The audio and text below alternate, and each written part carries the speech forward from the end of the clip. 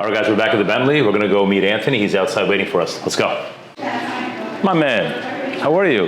Good, how are you, brother? How are you? Good, I brought the whole squad. Hi, squad. That's my girlfriend, Shayna. Hi, nice to meet you. You met Joe. What's up, buddy? Nice to meet you again. What's up, buddy? Mason, Joe? Anthony. Why, you got the whole squad. What's up, buddy? Nice to meet you, man. So what I'm thinking, and you tell me if this is something else, we do a walkthrough of the Bentley. Sure. We talk about it for like a minute, and we talk about everything else. I love that. Yeah? Let's rock. Let's do it. Did you sell one here? I did sell one here. Which one? I can show you right now. So I believe it's this unit here. So it's basically the North. Correct.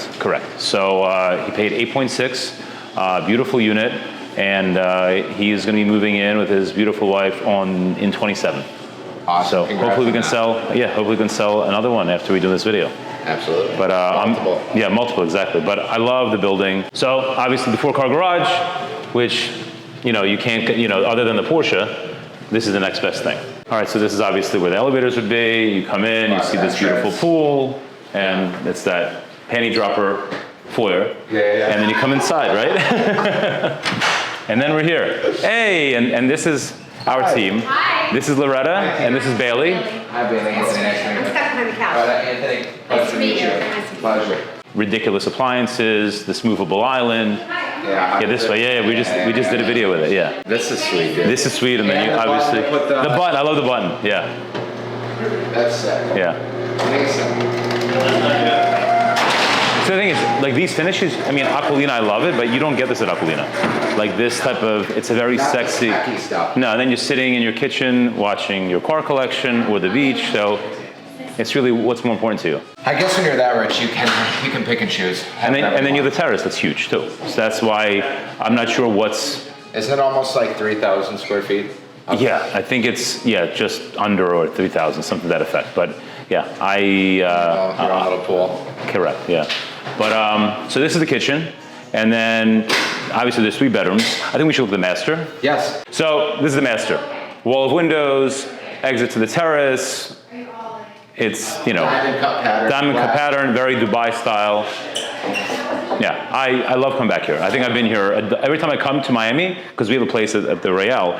I just want to stop by because I first saw this You Michelle. actually have a place there too. Yeah. Walk-in closet, and then the gorgeous master bath. The Tulum up style. Yeah. This provides a lot of value because one, you have the Sauna. For me, Yeah. I like the sauna. I don't like to leave my house, so if I can do everything at home, like fine. I have a pool. I have the sauna. It's one-stop shopping. One-stop shop. Yeah. You got the TV there, and then it's like I don't know if I would use it a lot, but I definitely think it's good to have for sure. And this is like a super generous size. And it's something that nobody else has. I've never seen an outdoor shower on the 38th floor. No. You could be showering, overlooking, whatever is going on outside. So Yeah, like you're the coolest guy in town. Your 4 cars is in your garage that is connected to your foyer, and you have 2 outdoor. 1,000,000%. Yeah.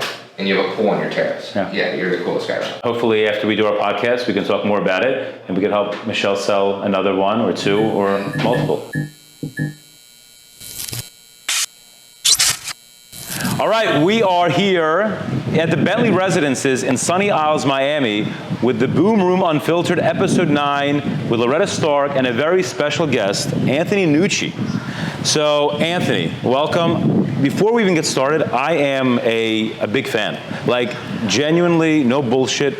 There's something about you. You have this kind of, this aura, this very, this excitement. I want to, not that I'm like, I got to see what he's doing today, but you come up on my feed all the time. Yeah. And obviously, how the algorithm and how social media works, now I see you 24/7, and I don't mind it. Joe. Yes. Are you hitting on him, or are we doing a podcast? In a nutshell, I'm trying not to, but it's Okay. hard, Right.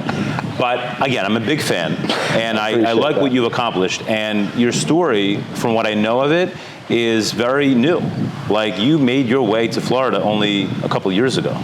Yeah, just under 4 years. 4 years ago. Yeah, thank you for all the kind words. No, and I'm a fan as well. And it's genuine. No bullshit. It's very refreshing to see somebody that obviously had an established business in Michigan, right? I started off in Michigan. Well, I'm gonna keep going. You tell me your story. So you tell me, how long have you been in real estate for? So I've been licensed since I was 21 years old, so like 7 years. Okay. I started doing construction for my grandfather. So my grandfather bought a golf course. Okay. Let me go back. My great-grandfather started a plastic injection molding company. Okay. He was in his 50s. He was on his deathbed. He told my grandfather, like, you need to take this business over, take care of my daughter, and that's it. He died. My grandpa took it over. We had 8 employees, 1 warehouse. We were doing a few million in revenue. Okay. He took it to 1,000 employees in like 20 years, 1,000 employees, 8 warehouses, and they were doing like 9 figures in revenue. Okay. 08 was coming around the corner. My grandpa's an old school Italian, like what he says goes, doesn't matter. Has a very strong political stance. Okay. Obama asked to speak at our warehouse when we were losing revenue, and he said no. We liquidated, sold. Nobody knows what happened. It's not like the family is starving, but he bought a golf course in the process. Okay. And a bunch of land around it, developed half of it, sold half of it, and during the development, I just grew up going, he put me in a tractor when I was 10 years old. Okay. He was showing me how to backgrade and backfill in front of a family reunion, and I'm like, I don't even know what I'm doing, Grandpa. Like, I'm over here with a loader, 10 years old, backgrade, I'm in an excavator. I almost killed him one time. I was swinging the bucket around. And then I found out, I saw the lady driving an Escalade wearing a Rolex and a suit. She was the salesperson. And I'm like, Grandpa, I'm not sweeping basements anymore. Right. Yeah. I failed my exam 7 times. Oh. You guys have so much in common. So much in common. I'm in the same I was boat, yes. the worst kid in school. My family. Not a good test taker. Not a good test taker. Never took, cheated on every test. I went to a private collegiate school in De La Salle in Michigan. Got kicked out of it. I was the kid that if your kids were around me, like your parents were like telling my mom, like, I don't want your kid around my kid. Yeah, 1.8 GPA, the troublemaker, whatever. And I didn't know what I was going to do with them. I didn't know. So you got your license 7 years ago. Yeah, And about to be 7. And how old are you now? I'm 28. Okay. 21 plus 7 is 28. Okay, thank you. 21 years old, you decide, I'm gonna get my license because you saw that agent in the Escalade and the Rolex. Yeah. And that was like, I gotta get into the business. Yeah, a friend of mine, his dad was starting a company at the time. He had a custom home building business, and he was trying to make a real estate company with it as well. And his son was like, hey, you get 3% of whatever you make. Right, that's like, how it all what? starts. You're like, so I'm like, what? if I sell $1 million house, I make 30 grand, like, let me do this. Yeah. And you're 21, you're like, this is fucking crazy, right? So, yeah, I go to the most expensive community in Michigan. I like the way these and door knocked, and like after 5 houses, somebody told me to like F off, and I couldn't handle it. I didn't know what to do, and it like pissed me off, and like it hurt my ego, and I'm like, I don't know what to do. I'm not doing this. Right. Like, got it all in my head, and then I started like binge watching Jeff Glover, Ryan Serhant. Do you know who Jeff Glover is? Jeff Glover, no. Ryan Serhant, I know. Yeah. Yeah. So like any real estate guru, I was watching all their stuff, and then I just was spinning in a circle. I started cold calling. I was terrible, like awful. Well, and we're gonna get to cold calling in a second because your cold calling skills right now are. Yeah. That's how I got the listing in Trump. Right? Really? Actually. Yeah. I figure that's how you're getting some of the listings, but now, but I believe since you have your 4 years here, you have a rapport, you have a following, and slowly it's coming together with like leads that are coming from referrals. So I would say all of my business in Florida is 95% is I went out, cold called, slam dunked a listing appointment against 20 other people at 7:45 in the morning. Amazing. Because I still I don't have that footing here yet. Every real estate agent recognizes me when I'm walking around. I swear to God, it's been happening weekly. This is the power of social media, and this is what. I've tried to obviously explain to Loretta over the years, and we are very heavy into social media. We used to be very heavy into Facebook, not so much Instagram. Yeah. And a buddy of mine, Roman, started saying, you got to do more Instagram, and then we got into YouTube, and that's how everything kind of came into play, what we're doing now. But it's amazing that you're finding out at such an earlier time in your career. Like, I wish I would have known what you know now, when I was, maybe 6-7 years into the business. About content and stuff. About content, about cold calling, about being so, involved in the social media aspect of things. Yeah, so, and I mean, just to give more context for the story too, like I look up to my grandpa. My grandpa's like the moneymaker and the one that controls all the decisions in the house. But I also hated that. Right. So everyone else in my family works for my grandpa. Okay. Like, we at our golf course. And I'm like, dude, like, even if I own the golf course, that money's not going to satisfy me. And my parents are split. So my grandpa to me one day was like, I would come over to his house at 11 in the morning, like rubbing crossed out of my eyes at 20 years old. He's like, you're gonna be a loser just like your fucking dad. And what are you gonna do when you get married? Bring your girl over here and ask me to pay for the wedding? You better grow up. The next day I woke up at 5 a.m. Didn't know what I was gonna do, but I woke up at 5 a.m. and it was like, my grandfather's not gonna call me a loser. No fucking way. And then that was the awakening. That was the awakening. Wow. Yeah. So you got your license. Got the license. Did the door knocking. Didn't like the door knocking. Did not like the door. What did you Sweating do? your ass off. Then I started cold calling. Then I gave up on that. And then But you're still a realtor. You're still active. still a realtor. Then I bought a house that I had listed as a FSBO. So you were making money. You were just kind of getting by. Yeah, I sold like $2 million. Okay, but you were still doing something. That was your full-time gig. But then I had a listing from a FSBO in Birmingham, Michigan, which is like Bell Harbor here. So you get a listing of FSBO, you convert it in And I go, Birmingham. Joe, look, I'm gonna take the 6% off. I know you're asking 300 grand, take the 6% off and I'll give you 265 cash. I got my grandpa to go in on the deal with me, I bought it. I fucking decked this place out, broke even, wasted a year of my life. And then you're gonna love this. Then I go to a Grant Cardone conference. Ty Lopez is speaking. Okay. He says, raise your hand if you're a real estate agent. Everybody in the room raises their hand. He's like, you're in the wrong business. It's not scalable, blah, blah, blah. And I'm like, all right, I've been infatuated with the influencer economy. Right. Like how people can post something and make money from Instagram that easily pissed me off. Right. I was like, dude, that guy has no skills, has no talent. Right. He just has a following. So there was this girl at my gym who was literally in the adult film industry. Her 5 million followers. And I go up to her. I went to this convention. I came back home to Michigan. I'm like, hey, I have an idea. We can generate like 50 to 100 grand a month for you. And she's like, okay, what do you want? I'm like, I want 30% with like 90% profit margins. I'm like, we're gonna teach men how to approach women and date them. Okay. We do 50 grand in the first month. You serious? So I'm 22, 23. I hate real estate. I just made easy money doing this influencer economy thing. And I'm like, all right, but I don't want to be attached to this name and this industry, right? So I'm like, who do you know? And she's like, well, I know the Kardashians. I know this person, that person. I go, I will sign an NDA. I'll sign anything. Can I have your Instagram? I want to do this idea with you, but with like PG version. Right. So do you know what masterclass is? Yes. Not my masterclass. No, actual masterclass with like Gordon Ramsay teaching cooking and like Bob Iger. What's the guy, the CEO of Disney, teaching like how to be a CEO? And I'm like, what if I got the best Fortnite streamer, the best YouTuber, the best boxer, and made courses for them and took percentages? So I took her phone one day and I would DM Ronaldo, Messi, anybody, Kendrick Lamar, Drake, whoever's gonna respond. Tom Brady, and then Julio Jones, Draymond Green, and who else? I would actually talk to them. And I'm like, hey, like I'm so-and-so's manager, like I have an idea, and then every morning I'd copy and paste this message and just change the name and send it to 50 people. I met Canelo, I met Mikey Garcia, I met Canelo. Canelo's team and I are like friends, like every time they come into town or whatever. Canelo didn't end up doing it, but me and that lady had a fallout.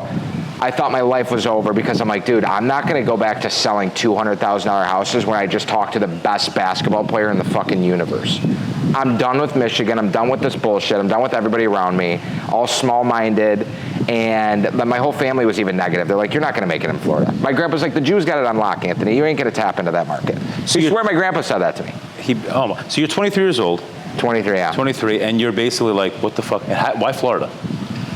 Because I grew up coming here. So my great-grandparents bought a place here in the 80s. Okay. Pre-construction. Gotcha. So my family, we've never left the country. Gotcha. Never left, never gone anywhere. You go to Florida. We go to Florida. Okay. So from like Lauderdale to Miami, I already geographically kind of knew the roadmap. Gotcha, okay. And so I just packed my bags the day after Christmas of 2020, and I'm like, I lied. I told my family I got a $100,000 salary offer for a real estate company. My grandpa was like, go ahead, take it. And then everyone else hated me. And then every month they would call me, you saw anything? You saw anything? You saw anything? Like, you know how hard it is to like go somewhere new and sell. No matter what you do, selling is very difficult. But if you're doing it like first day, like when I came here, I'm going back and forth. How am I going to make money here? How am I going to establish myself here? So the fact that you actually picked up and left and said, listen, I'm going to start fresh. I'm going to make it happen. You have to do it that way. Yeah. There's no way to do it any other way. Otherwise, it's going to take you a lot longer. Yeah, you don't know anyone. But I had sales skills and I had somewhat of an idea of what it looked like to go cultivate business. But I ran away from The hard stuff. What really changed everything for me was I went to work with Chad Carroll. Okay. I went up to him. I know Chad, $1 Million Listing. Chad Carroll, right? Yeah, So yeah. they had one episode, one season, right? It was back like 2012 or 2014, but his team, like, they sell 500, 600, 700 million a year. Oh yeah.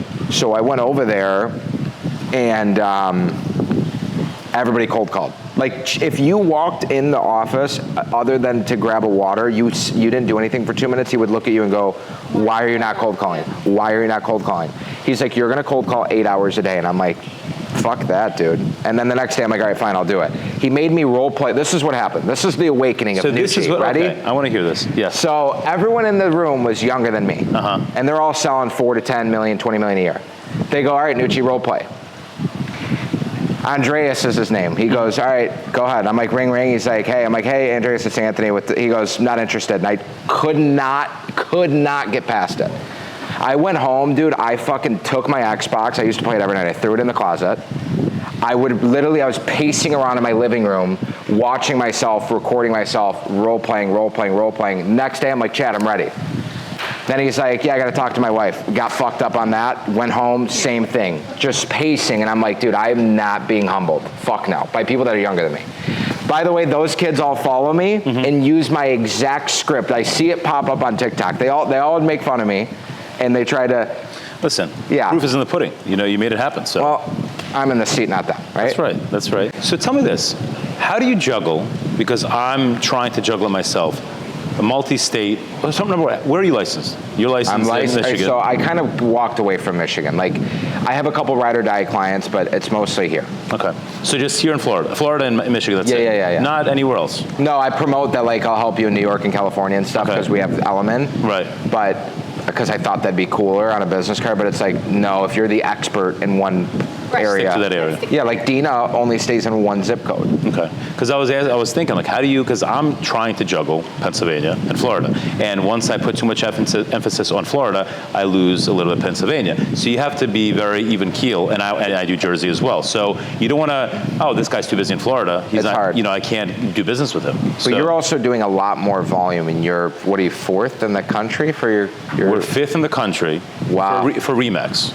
So we're the 5th Remax team in the country. But Remax, probably have it's the biggest brokerage. Next to Keller Williams, I think. Yeah, we're number 1 in PA. So really, we're number 1 in PA. But what did you guys do in volume last year? Or the year before that? 115 million. Wow. Yeah. How many units is that? And it's not a big market. 200. No, our price points are a little bit different. I mean, they're not obviously not what there are here, but my median sale price would have been maybe 4 or 5 years ago, maybe 7 to 9. Now it's maybe $1 million to $1.5 million. Wait, and I have to brag a little because first of all, it's not a huge market, right? It's not a huge market. Would you say that? And then secondly, it's by team. Some of these teams have 30 people on them. Yeah, we that have is true. 4. Yeah, I mean, I thought that 30 would be cool, but I'd like this. Yeah. They're all killers. Yeah. I don't want to babysit 50 people. Right. I'm dealing with that with my real estate team right now because everyone's like, oh yeah, I want to come, and then I'm like, you don't want that. We've They take up space had and- teams of 11, 12, 13, and it was the worst. Too much drama, too much bickering. This one's getting favored. Now we have a good team. I think we have 9 members of the team, including admin staff, marketing, I don't videographer. count it to the first 4, so I don't know. Does he count? Do I count? As 5. He makes 5. Okay. And my dad. Fair enough. Your dad. Well, I mean, he's Your dad's still mascot. My dad is my mentor. He's the OG. He's a broker. He owns the our office, and I have my own team within the office, but he's on my team, but technically I'm on his team. He's like our big fluffy mascot. What do you, to flip it to you, what has been like the biggest thing that you did or implemented that catapulted your business? When was that? When I hired her. And when was that? I'm going to tell you what happened is that it's her, and it's what the next step in my business. I had no assistant.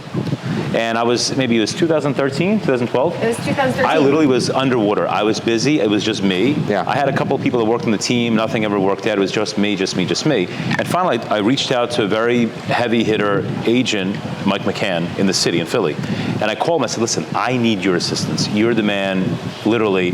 What do I need to do to take my business to the next level? He said, Joe, I'd love to sit down with you, have your assistant call me. My assistant will set something up. I'm like, you're talking to her. I'm the assistant.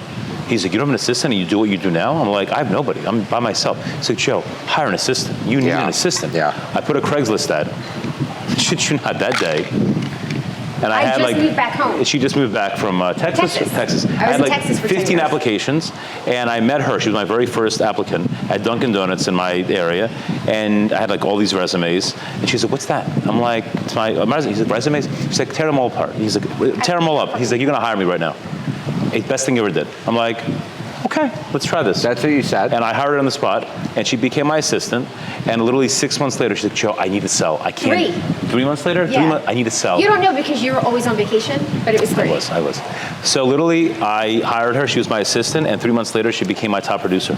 And she had that knack. Like you can't teach it. Like you even have it or you don't have it. And she became my top producer, and the rest is history. That's amazing. Yeah. So what did you? It was getting an assistant that can basically take care of my contracts. You know, because I was doing my own contracts, my own prospecting, my own farming, my own everything. Now I have an assistant. I've been through a few of them. And he's not a good teacher or mentor. He just left. He went to Napa, then he went to Disney, then he went to Israel, and he just said, figure it out. That's exactly what you said to me. She was able to YouTube her way to, You know what? That's kind of how I am. Like, don't tell me it's not possible. Like, I just hired an assistant, and she's like, hey, I reached out to your broker. She didn't answer. I'm like, ping her again. Yeah. Call her again. Yeah. Right. And if you ask any of them, like if they give me names, not so much the consulting, but the real estate team, I'm like Rain Man. Never seen the movie. I just know what it means. I will think I'm like, did you call John? Did you call Rebecca? Remember, John's contract's going to expire in 35 days. Oh yeah. My wife calls me Rain Man. She's like, can you stop being a Rain Man? Because I'm the same way. Like how do you do it? Because I lose my mind at least once a day. I try to be very, like I buy a calendar book every year and think I'm going to put my thoughts in there and make sure I'm going to keep myself scheduled, and I have this phone and the calendar, and I don't stick to anything. Everything's up here. I'm like a Rain Man, and it comes to me at 2 in the morning. I wake up, I'm like, oh my God, and I put myself a note to make sure I remind my assistant the next day. You know, where do you put your to-do list and stuff? I have the notes in here. I have a calendar. Remind me to call so-and-so tomorrow morning, 8 a.m. And I get the reminder, oh my God, good, and I call that person. I use this reminder feature all day on my phone. I email myself. That's like if I had to write an offer for you, I'd be like, hey, or CRM you, I'd be like, Joseph, hey Siri, email me, Joseph Bograd, CRM, write offer, 1, 2, 3 Main Main concepts. Street. I say make sure I tell the calendar invite or the Sir to do the same thing. Nicotine? No, I used to smoke when I played poker. Religiously, and then I kind of stopped, and now we just play poker. That's it. Dude, but I don't smoke. We drink a lot. We definitely have. I come home from work every night, and I have to have a drink. Whiskey, tequila. Shayna, see, it's not that big of a deal. All top producers do Cigar, it. All winners drink. I was going to bring cigars today, but I wasn't sure it'd be okay to smoke cigars out here, and I figured you're a cigar smoker. Oh, I'm a big cigar guy. Yeah. A little Padron. It doesn't hurt anyone, But, so that was I was curious to know how you juggle the whole going back and forth, but now you're here full time, so you're not really going back and forth. Yeah, and I walked away from it wasn't a lot. Look, I know nobody here. My grandpa knows every guy in Michigan, every builder. Like the connections I had in Michigan were like insane. So what does grandpa say now? He's actually looks at me and he's like telling my little cousin who would give me shit all the time. He's like, why don't you go work with Anthony? Like, why don't you go help him? I have a t-shirt for you. I made a t-shirt and some guy took it from me. I posted him the other day, that t-shirt. Which one? I made that t-shirt and that guy bought it off me from the boardwalk. He wanted that shirt. Which one? It says usually the black sheep of the family becomes the goat. And I had that made, and that guy bought it off me for $10. I posted him on that. You saw that on my Facebook, right? It's true. So I'm going to make you a t-shirt. It makes you want it more. Yeah. Especially when somebody you're not going to make it, you're not going to make it. No, and you hear enough, you're like, you know what? I'm going to prove them wrong. No, there's no way. If I went back to there's no way. And now you're here and you're loving it. Oh yeah, and I met her, and my life's amazing. It's insane to me where I was a year ago and where I'm at now. It all came into place. You're where you're supposed to be. Thankfully. So you're 27 today. 28 rather. God. Where do you see yourself? I wish I was 27. Where do you see yourself 10 years from now? That is such married, a 1998 question. I think married this is a with good married with a couple more children. A huge real estate portfolio, doing public speaking events around the world, being like the Tony Robbins of real estate. How do you divvy up your time? Like, I understand you're doing this cold calling, you're doing this mastermind, you're, teaching these guys, what works and how to make a dollar. How do you do it all? How do you do the real estate thing and the mastermind thing? How do you do it all? So the consulting takes up actually delivering me sitting there for an hour or 2 hours coaching. It takes about 3 to 5 hours a week. So I do like mostly group coaching. So that doesn't take up too much of my time. And then like creating content. I have a guy who came into town for 3 days and I'm gonna get 2 months of content, but usually I just film it all on my own. Like at my desk when I'm calling, I'll have my camera going. Right. So you cold call every day? No, I haven't. Honestly, I haven't in the last like month because I've been busy with this, and but I now that I have, and I had assistants that I hired, and now they quit and fired. So I'm really big on systems because I hate paperwork. I fucking hate contracts. I'm not scheduling I'm not scheduling the lockbox or the sign or the photos. But your assistant's doing that now. Yeah, but they complain and they're too slow. Like they're too so. It's the hardest position to fill. I put my girlfriend in the group chat with the assistant. I'm like, Shayna, if one more person asks me about a template or font or color, I'm gonna lose my mind. I'm gonna go sell my content and coach. That's it. And she was like, baby, please, like I got it. But it makes me really. So now that those systems are in place, I'll cold call for like an hour and a half, but I'll just circle prospect mostly. I don't do expireds a lot anymore. See, I don't like this. Like we were having a discussion with Bailey on because I want to start doing cold calling. We had, your gentleman come over. What's his name again? Jack. We had him come out, and it was great, and I think it's something that I think the team would get a lot out of, but I know that the team will not stick to it. No, I would scream at them. Yeah, I would have them on like a drill. I'd be like a drill sergeant, and then also I would break it down mathematically to you because you probably have so many leads that come in through your Instagram or your the internet or your website that you call them once, they don't answer, and then what? Yeah, well, I get leads. I basically divvy up the leads to certain members of the team thinking who's going to be best fit for that lead.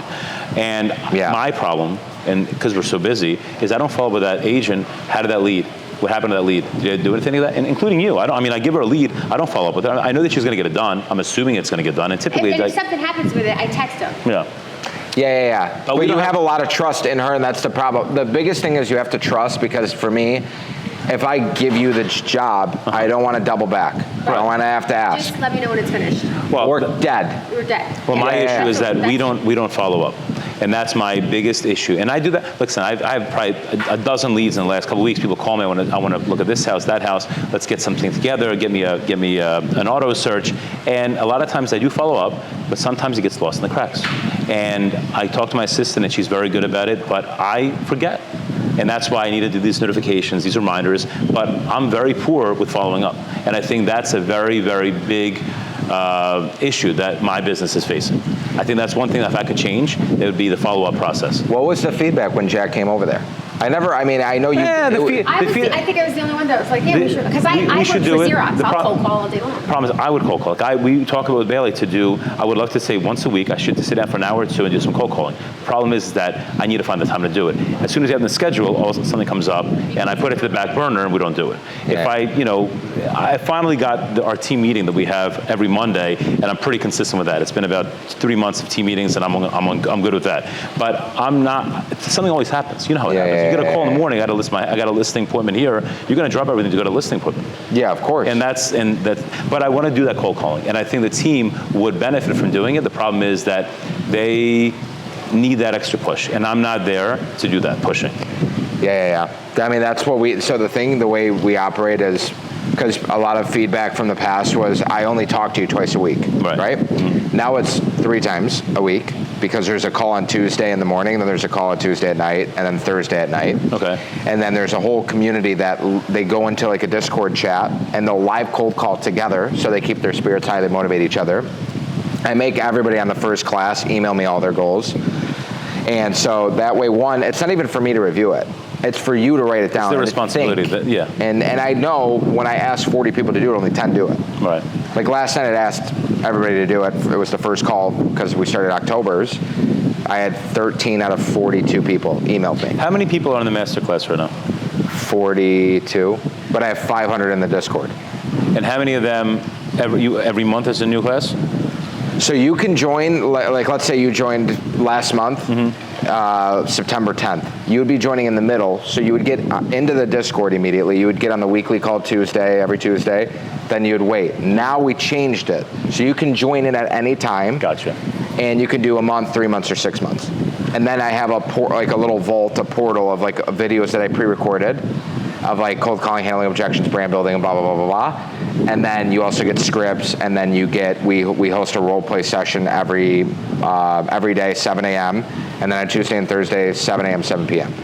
So like if I go, Joe, start cold calling, and you're like, I don't know how to say the script, it's like, okay, 7 a.m., show up tomorrow. Mm-hmm. And then you're gonna get, smacked, and then you're gonna watch everybody else do it, and then you'll pair up with somebody that you like and call them after hours. That's what we see happen. Like some of them live locally and they hang out. Right. And they've all met through the community. Right. And then some people will get, I had a guy get a listing in Sunny Isles the other day. He didn't know how to speak Russian. He went in the Discord, he's like, who speaks Russian? And boom. My girlfriend speaks 5 languages, by the way. Really? 5 What languages? Hebrew, English, Spanish, Portuguese, Russian. Wow. She's a Swiss Army knife, that one. Amazing. We actually got a listing together. She's licensed, but Okay. she doesn't really practice, but I called a Spanish lady, and I didn't know what to say, and she was like, just say un momento por favor, I'll come over there, and I was telling her what to say, and she got the deal. Incredible. Wow. Where do you see yourself in 10 years?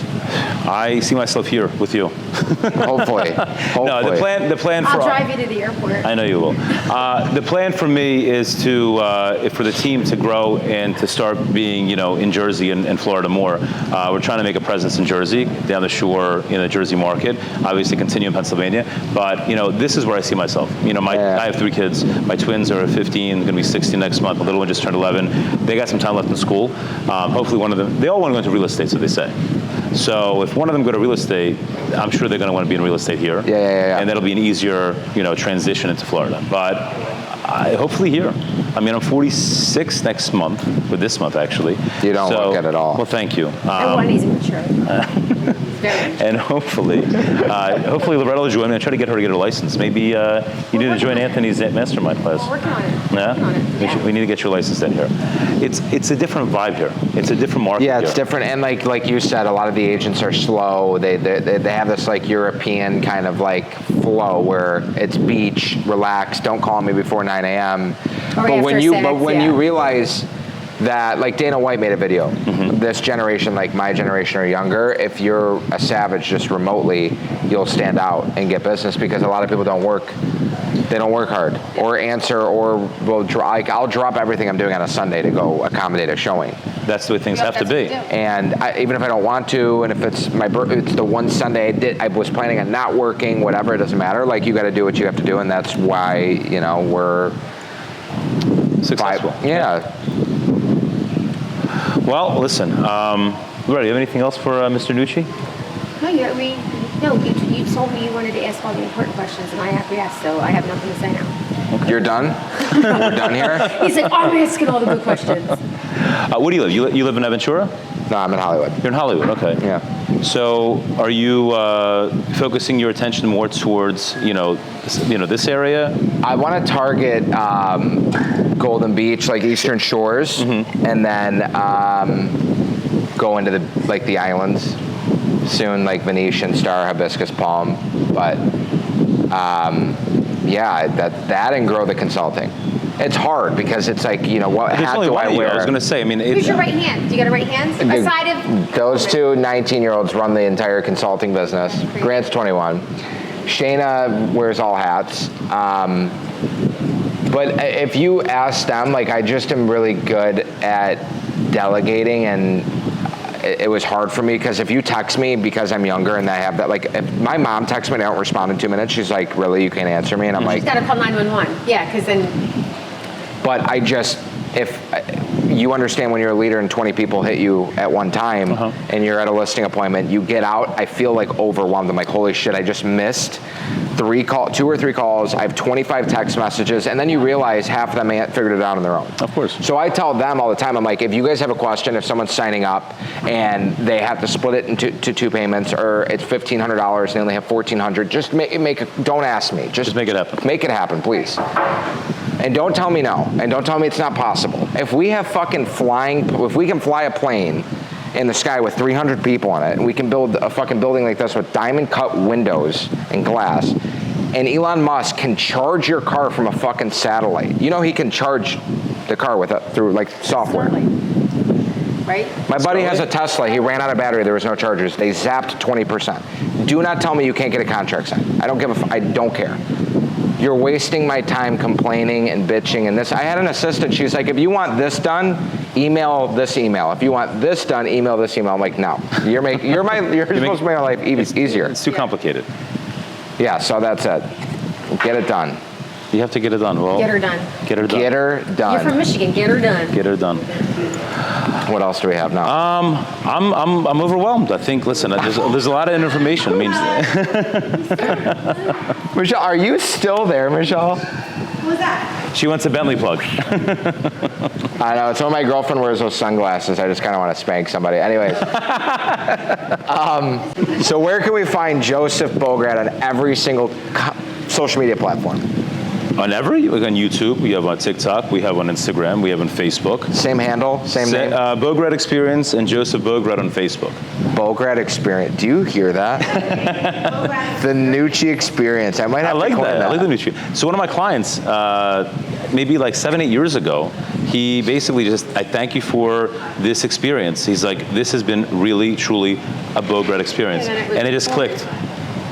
I love that. Yeah, and that's awesome. And it just kind of came to play, you know. So that's why we made the handle Bograd Experience on Instagram. But you know, it's a work in progress, just like anything else. We're very fortunate, and I'm happy to be here. And I really appreciate you coming down to, or me coming over to us to do this podcast. No, it's an honor. Honestly, when I told everyone that you invited me, they were all freaking out, and I was like, dude, this is. No, I swear to God, You're just gonna add to his head. No, hey, let it get to your head. You deserve it. You work your ass off, and you're a fucking mogul.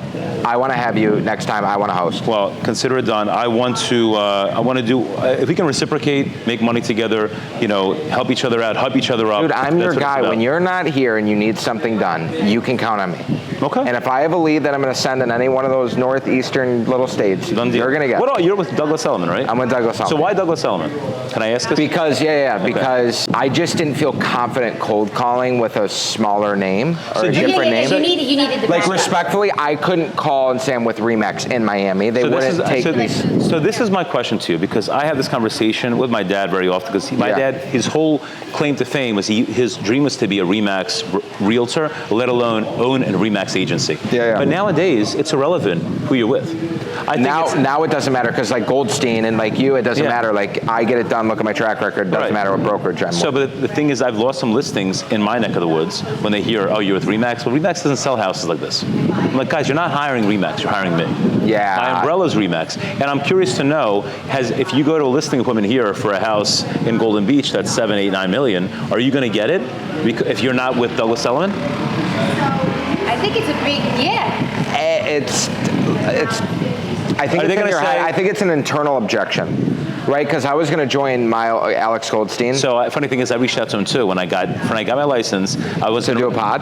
No, to join his team. And he wanted to meet with me a couple times because he started following me right away, and I like him. I respect him. He's a fucking killer. Yeah, I like he goes him to my gym. We talk all the time. Yeah, and I like him. I felt that, why should I join him? I'm not ready yet. I want to get myself grounded here, get my feet wet. So originally my buddy, we opened up an office here together, my buddy Neil.